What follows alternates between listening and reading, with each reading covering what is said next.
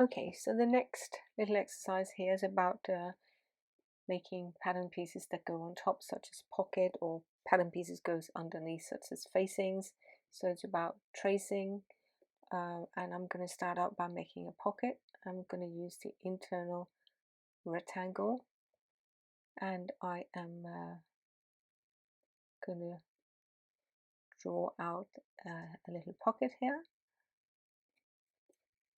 in my 2D window, and I am going to split this in uniformly, so I can drag this down for a little shirt pocket here now. Okay, once I have the shape I want, I'll use my trace tool, which I have over here. It looks like a little pocket in itself. And then I am going to click with shift down all the lines I have here and right click. And now I'll get a couple of possibilities to do, and I am going to go with traces pattern. Then I get the pattern piece and I lay it out here. So this is my pocket, what it's like. And now I can sew it on by using my free sewing tool. I can just run around all the way, click from start and where I want it to finish. And I go in the very same direction here, like that. So once I've done this, then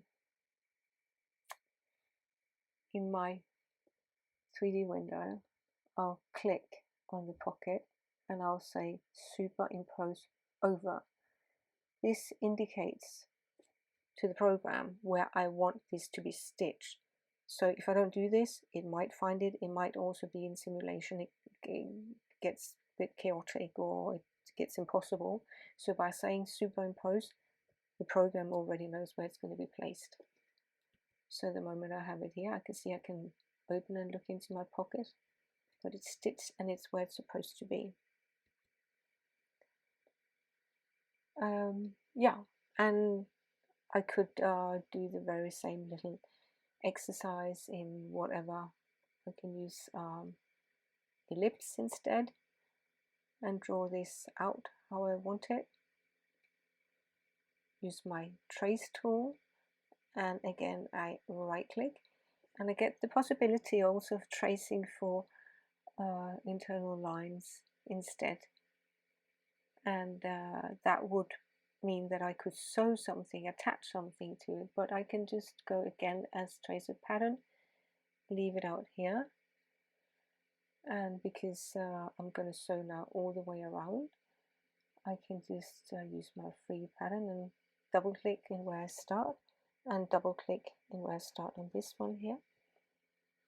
And now in my 3D window, I think what I'll do though is that before I do anything, I'll just make this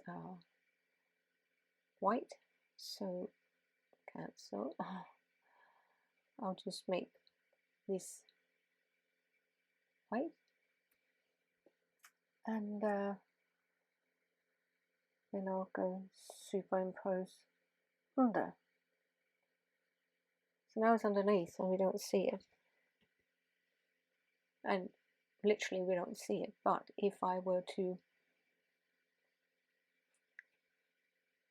I'll just make this, play with the opacity so we can see it's underneath, it's lying there.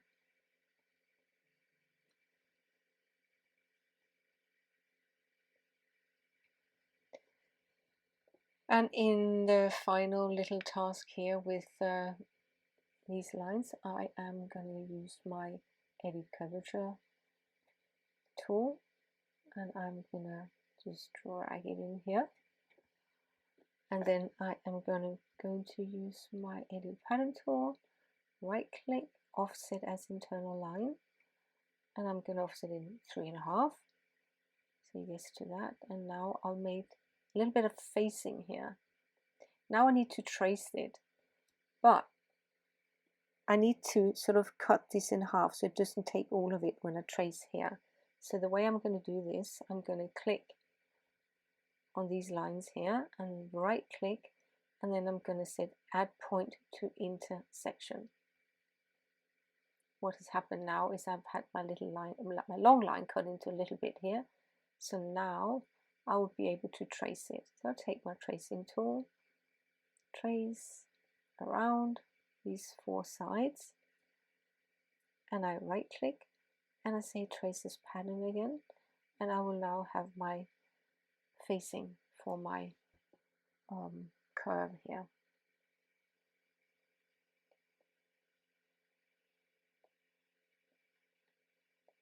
And again, of course, if I wanted to stitch these together,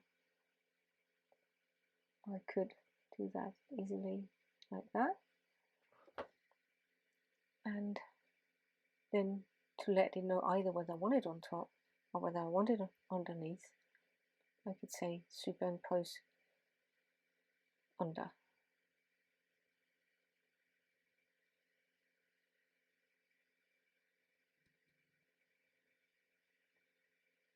And now I can see that I've got my facing here on the back side. See it here.